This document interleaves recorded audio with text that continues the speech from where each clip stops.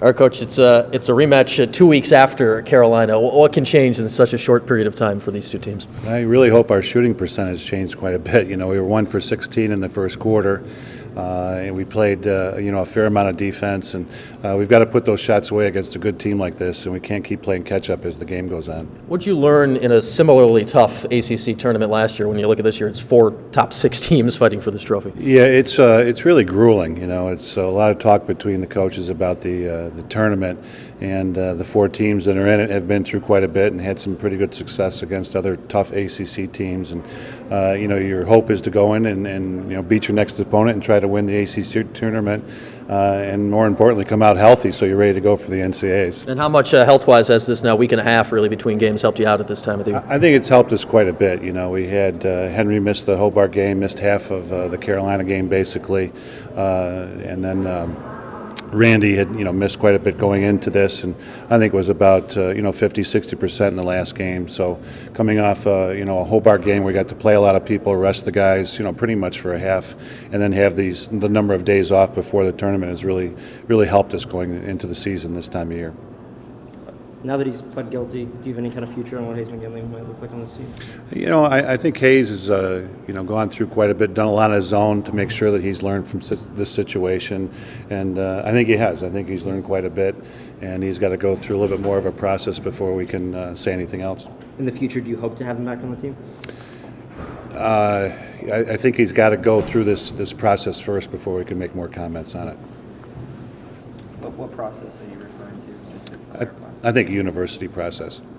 Coach, with UNC, got down 5-0 the last time. How do you come out better this time? Yeah, I thought that we watched the film quite a bit first of all, and we've had we had 16 shots in the first quarter, and we came out with 1 goal, and you can't have that kind of percentage against a team like this. I thought a lot of our shots were really high quality shots. We're 4, 5, 6 yards of the goal. I know their goalie had a number of saves, and we hit the pipe a few times, but this team's going to score goals, and we have to get goals ourselves, especially early in the game, if we want to keep up and come out with a victory at the end. Mm-hmm. Have there been any adjustments to combat struggling on the road at all? Is that just a mental thing? What do you attest that to? I'm sorry, the first part of your question? Just struggling on the road in games, both off this season. Yeah, we haven't been on the road very much this year. We've most of our games have been at home and one in a neutral site. So we've worked all week long practicing on the grass outside, and we hope we're going to have better success going forward. So the more road games we're going to play, the better off we're going to be going into games this time of year, especially ACC and the NCAAs. Coach, it's a little weird from a scheduling standpoint, I guess, to go into the ACC tournament, sort of a postseason-like feel, and then you come back and play Colgate, and then you're back into NCAA tournament postseason play. How do you sort of motivate the team throughout those 3 weeks? Is it different, or is it kind of like from now on, it's sort of a postseason feel? Well, it is a postseason feel, and you've got the ACC tournament this weekend, and we're playing our first opponent that's beat us during the season. So that's incentive in itself, and whoever comes out in the next game, we hope to have an opportunity to play those teams. And I think it's good to have a Colgate game the week after. I think that if you had 2 weeks off before the NCAAs, it'd be a lot of standing around. So to have the ACC tournament, have a week to get ready for Colgate, and then find out who our opponent's going to be, on that Sunday. With so many ACC teams kind of stockpiled at the top, do you put any stock into seeding for the NCAA tournament? I think it's good to have good seeding. I think you want a first round game if you can, going into the ACC or the NCAAs. And it's quite a bit coming off the ACC tournament, but usually the higher seed, the better bracket you're in going into the NCAAs. And you want if you're not in the top 8, then you're going to be on the road your first game. What things has Bobby kind of worked on going back and playing UNC again? I think they shot extremely well, and we didn't help them out a lot defensively on some of the shots that they got. I think he's learned from it. He's seen their tendencies of the individual players. He's had another week to get ready for that.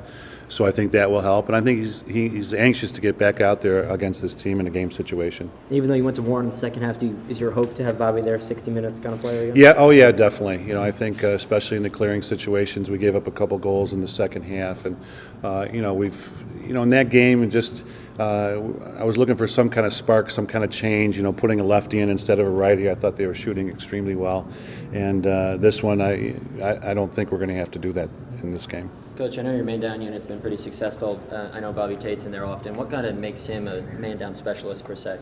Well, I think he's smart in those situations. He's got great range. You know, Bob's probably about 6'4", and he's got a great wingspan, which helps you knock down balls and get your stick in the passing lane. You know, man-ups are all about skip passes and getting the ball to the far side of the field where guys can get shots off either from in tight or up top.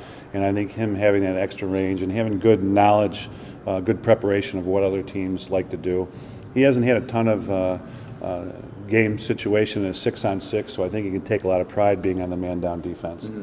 What's been the biggest key for that unit this year and having the success that they've had? I think they've just gotten better and better. I know Coach Rogers and Coach Scaramazino have done a really nice job with those guys as far as scouting the other team. Do a lot of drills during the week, a lot of rotation drills, which is what man-down defense is. They have to be able to slide and read which direction the ball's going. You also have to know the personnel. Most man-ups, certain personnel usually are in certain positions for the other offense, just like our offense is. You want to get your lefties on the side and your righties on the side. And they usually don't start out in that formation, so the players that can recognize what they start out in, knowing where they're going to be, it helps them.